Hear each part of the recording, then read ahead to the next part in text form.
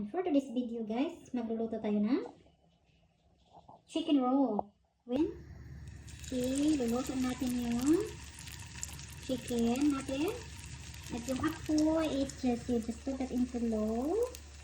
Para hindi na yan na hindi na susunog yung ano natin, luluto natin. At ayan. Hindayin lang natin yung at babalik na rin lang natin.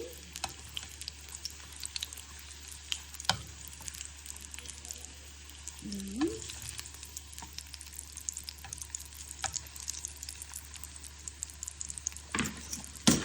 Kailangan talaga mahina lang yung apoy mo kasi masusunog yung nasa labas at saka yung ilalim hindi ka luto.